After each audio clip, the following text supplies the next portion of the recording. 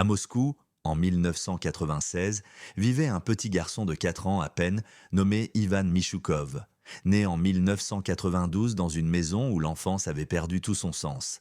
Une mère dépendante à l'alcool et un homme étranger qui vivait avec eux ne connaissant que la maltraitance. La maison n'était plus pour Ivan un refuge, mais un lieu étouffant sans sécurité. Dans un élan de révolte enfantine, il décida de fuir, de choisir la rue plutôt que de rester prisonnier d'un foyer sans protection. Mais la rue n'était pas plus clémente. Le froid glacial de Moscou pouvait coûter la vie à n'importe quel enfant et la faim dévorait le corps avant même l'esprit. Au milieu de cette dureté, une petite miracle se produisit. Ivan rencontra une meute de chiens errants. Ils ne l'effrayèrent pas, ne lui firent aucun mal, mais le laissèrent de s'approcher. Avec le temps, il commença à leur donner les restes de nourriture trouvés dans les restaurants et les poubelles. Peu à peu, ce lien devint une relation de loyauté et de protection. Ces chiens devinrent sa nouvelle famille.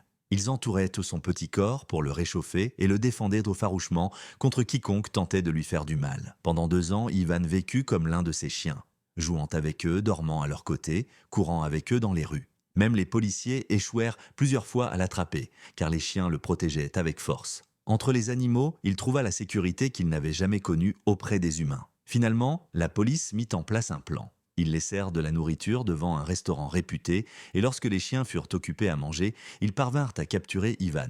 Ce ne fut pas facile. Il criait et se débattait, son cœur étant bien plus attaché à sa meute qu'à n'importe quel être humain. La surprise fut que son retour à la société ne fut pas impossible, contrairement à ce que certains pensaient. À la différence d'autres enfants qui perdent à jamais leur langage, Ivan avait appris à parler avant sa fuite. Il réussit donc à retrouver sa langue et à se réadapter au monde des hommes. Après quelque temps, une nouvelle famille l'adopta et lui offrit la chaleur et les soins qui lui avaient tant manqué. Aujourd'hui, Ivan est devenu un adulte menant une vie normale. Mais son histoire reste le témoignage d'une profonde leçon humaine.